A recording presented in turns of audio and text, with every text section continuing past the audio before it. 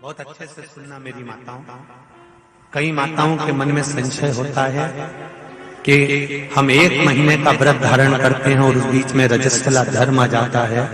वो रजस्वला धर्म आता है तो हमारे महीने भर का नियम का क्या होता है? इस प्रसंग को थोड़ा ध्यान से सुनना।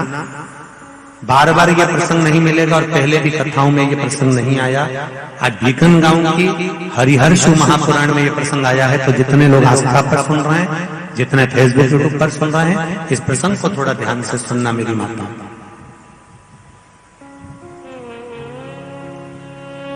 बहू ने अपने ससुर से कहा, पिताजी मैं कार्तिक के महीने के स्नान का नियम तो ले लेती हूँ। मैं कार्तिक के महीने, कोई माता कार्तिक के स्नान का नियम लेती हैं, कोई माघ महीने का स्नान का नियम लेती हैं, कोई चैत्र महीने के स्नान का नियम लेती हैं, कोई फागुन का लेती हैं, कोई बैसाख महीने के स्नान का नियम लेती हैं। कई माताओं की आदत रहती है, कई पुरुषों की आदत रहती है कि मैं 1 महीने तक कार्तिक का स्नान करूंगी। पर वो कार्तिक के स्नान में कुछ दिन ऐसे आ जाते हैं कि उसमें रजस्वला धर्म आ जाता है। अब वो रजो धर्म आ गया, रजस्वला धर्म आ गया, तो उस बीच में उसका नियम पूरा हुआ कि नहीं हुआ? उस बीच में वो 5-7 दिन जो स्नान के लिए नहीं गई, पूजन नहीं करी, तुलसी को जल नहीं चढ़ाया, शालिग्राम जी का पूजन या ठाकुर जी का श्रृंगार नहीं कर पाई, तुलसा महारानी का गीत नहीं गा पाई, तुलसी जी का दीप नहीं लगा पाई, तो उसको कार्तिक के महीने का, क्योंकि ये रजस्वला धर्म तो प्रत्येक महीने आना, नारी के लिए रजो धर्म तो हर महीने प्राप्त होना, तो हर महीने अगर रजो धर्म आना है तो कार्तिक महीने का फिर नियम पूरा कैसे हुआ?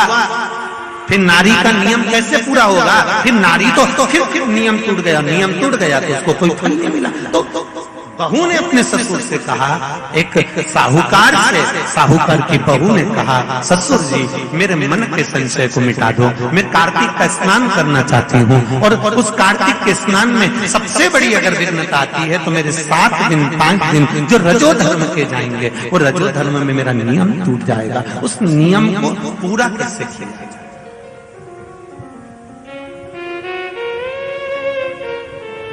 वो नियम पूरा कैसे होगा? कार्तिक के महीने का स्नान करने वाले जरा ध्यान देंगे, चाहे बैसाख स्नान करें, चाहे माघ का स्नान करें, मेरी माताओं का रजो धर्म 7 दिन 1 महीने के अंदर आ ही जाता, और आया तो वो नियम टूटा। उस नियम को पूर्ण कैसे करा जाए? कहा, साहूकार ने कहा कि बहू मैं इतना विद्वान तो नहीं हूं, ज्ञानी तो नहीं हूं, पर मैं मेरे गुरु से इस बात को स्मरण कर आऊंगा। अब बहू को कार्तिक का महीना आ रहा है, कार्तिक के महीने का उसको इंतजार था, वो इंतजार में बैठी है। मात्र कार्तिक आने में 8 दिन बचे थे। अब देखिएगा जरा, आप में और उस बहू में क्या अंतर है। कार्तिक के महीने आने में 8 दिन बचते हैं तो आप पुताई चालू कर देते हो। बोलो सही है कि गलत है? कार्तिक आने में, दिवाली आने में जब 8-15 दिन रहते हैं तब तुम पुताई चालू कर देती हो, सफाई चालू कर देती हो, ये काम चालू कर देती हो, वो काम चालू कर देती हो। सारे काम तुम्हारे कार्तिक का महीना आने के समय पर चालू हो जाता है। और बहू सफाई नहीं पूछ रही, साफ सफाई पर ध्यान दे रही है, पर ऐसा नहीं कि साफ सफाई नहीं कर रही, पर उसका ध्यान वही कार्तिक के महीने के स्नान में लगा हुआ है। आज बहू 8 दिन बचे और बहू का भोजन छूट गया, उसका भोजन नहीं, भाई मिला अंदर जाए। किसी चीज को पाने की जब तमन्ना होती है ना तो खाना पीना छूट जाता है। ये नागेश्वर मंदिर महिला मंडल से पूछ लेना। बहू की नींद चली गई, उसको भोजन नहीं भागा, नींद गई, भोजन भाया, बड़ी दुखी। साहूकार को कोई मिला चाहे ना मिला, इस बहू की आंख का अश्रु तुलसी के क्यारे के पास गिर गया। तुलसी के क्यारे के पास आंसू गिरा, अश्रु गिरा। महाराज अब बहू की आंख का अश्रु झलका, तुलसा महारानी की कुछ कृपा, देवर्षि नारद ने एक साधु का रूप धारण कर, साधु का रूप धारण करता देवर्षि नारद जिस मार्ग से साहूकार जा रहा था उसी मार्ग पर एक वृक्ष के नीचे जाकर बैठ गए। वृक्ष के नीचे बैठे और बैठते ही साहूकार ने देखा कि बहुत पहुंचे हुए बाबा लग रहे हैं, चंदन का तिलक लगा है, कंधे पर यज्ञोपवीत पड़ा हुआ है, बड़ी बड़ी जटा जूट है, मुख पर कुछ तेज पुंज है, बड़ा प्रकाश दिख रहा है, रुद्राक्ष की गले में माला पड़ी हुई है, हाथ में तुलसी की माला धरी हुई है। और साहूकार ने जाकर हाथ जोड़कर निवेदन करा, बाबा जी, ओ बाबा जी, मेरे मन के संशय को मिटा दीजिए। बाबा जी ने पूछा, क्या बात है बाबा? साहूकार जी बोले, मेरे बहू के मन का संशय है। नारी जब कार्तिक के महीने का स्नान करती है, या माघ महीने का स्नान करती है, या वैशाख महीने का स्नान करती है, या चैत्र महीने का स्नान करती है, नारी जब पूर्ण एक महीने का स्नान करती है तो बीच में जो रजस्वला धर्म आ जाता है, नारी 5 दिन 7 दिन जो काम नहीं कर पाती है, वो रजो धर्म के समय पर, रजस्वला धर्म के समय पर उसका 1 महीने का नियम खंडित हो जाता है। तो वो खंडित हुआ नियम पूर्ण कैसे हो, उसका वर्णन आप मुझे बता दीजिए। वो नियम मुझे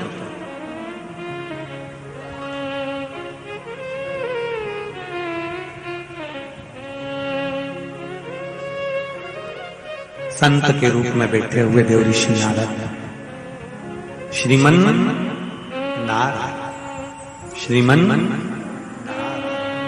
श्रीमन 7 बार देवर्षि नारद ने नारायण नारायण नारायण नारायण कहा। कहने पर देवर्षि नारद ने बोला, सुनो साहूकार जी, सुबह के समय पर जब आपकी बहू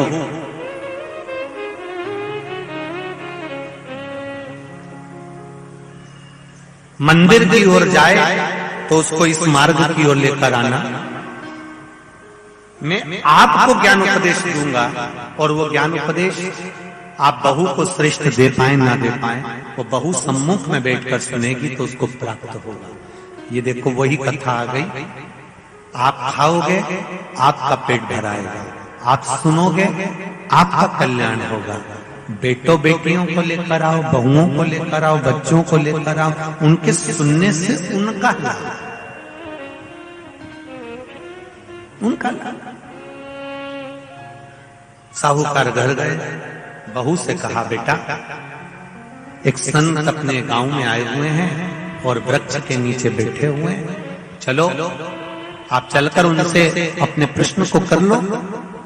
बहू ने भगवान का नाम लिया, स्मरण करती हुई बहू पहुंची और बहू ने जाकर तुरंत हाथ जोड़कर निवेदन किया, बाबा जी 1 महीने तक नारी कार्तिक का स्नान करती है, 1 महीने तक नारी माघ का स्नान करती है, 1 महीने तक नारी वैशाख का स्नान करती है, 1 महीने तक नारी चैत्र का स्नान करती है, बीच में अधिक मास का स्नान करती है। उस बीच में नारी का जो रजो धर्म आ जाता है, रजस्वला धर्म आ जाता है, उस समय पर नारी का जो करा हुआ व्रत है 1 महीने का, वो खंडित हो जाता है। उस व्रत की पूर्णता कैसे मानी जाए? तो उस समय पर देवर्षि नारद संत के वेश में थे, उन्होंने कहा कि बहू एक काम करो पुत्री, कार्तिक महीने के पीछे के जो 5 दिन 7 दिन पचवीगन के होते हैं, अगर नारी का रजस्वला धर्म बीच में आ जाता है तो पीछे के 5-7 दिन में से अगर 1 दिन भी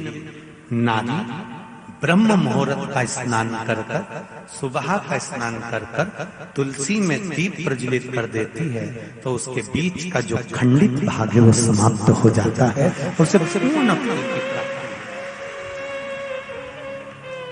अब फिर सुन लीजिए अच्छे से, अगर मान लो वो पचवीगन में ही नारी का रजो धर्म आ गया तो बहुत बहुत ध्यान से सुनना, ये कथा हरिहर शिव महापुराण की कथा जो भीकन गांव वालों को मिली है, संपूर्ण विश्व के कल्याण के लिए बहुत ध्यान देना। हर नारी का प्रश्न है, प्रत्येक नारी के प्रश्न ये सम्मुख में रहता है। मान लो आपने कहा कि रजो धर्म आ गया मध्य में तो आप पीछे के 5 दिन स्नान करो। वो 5 दिन में अगर रजो धर्म आ गया फिर शिव महापुराण की कथा कहती है,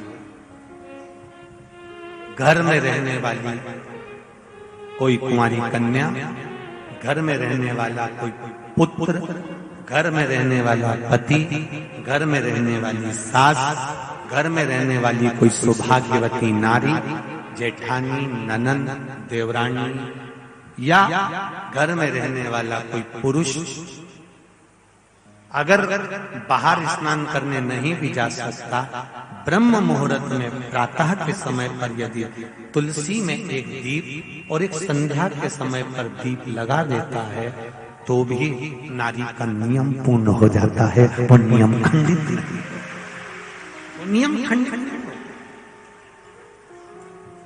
क्या 5 दिन के स्नान का फल है? हाँ, और तुझे मौका मिलेगा तो तुझे समझ में आएगा। देवर्षि नारद ने बस इतना कहा, उसका फल क्या है तुझे मौका मिलेगा जब मालूम पड़ेगा। तब बहू को समझ में नहीं आया कि आखिर सब क्या कहा। देवर्षि नारद कहकर चले गए। साहूकार की बहू रोज प्रातः का कार्तिक का स्नान करने लगी। कार्तिक का स्नान रोज बहू करती, रोज ब्रह्म मुहूर्त में स्नान कर आती। बहू को नहीं मालूम कि नगर के राजा का लड़का युवराज अपनी पत्नी के साथ स्नान करने आता। राजा और रानी भी स्नान करने आते हैं, युवराज अपनी धर्मपत्नी के साथ स्नान करने आता है। आज युवराज को बड़ा बुरा लगा। युवराज ने देखा कि मैं घाट पर नहाने के लिए आता हूं पर यह घाट गीला कैसे हो जाता है, मतलब मेरे स्नान के पहले कोई स्नान कर रहा है, मेरे स्नान के पहले कोई स्नान कर रहा है। मुझे ऐसा लगता है जरूर कोई ना कोई आता है। युवराज ने, राजा ने अपने नगर के सैनिकों से बोला, पता लगाओ कि सुबह स्नान करने कौन आता है। सैनिक लगते उससे पहले ही साहूकार की बहू स्नान कर चली जाती।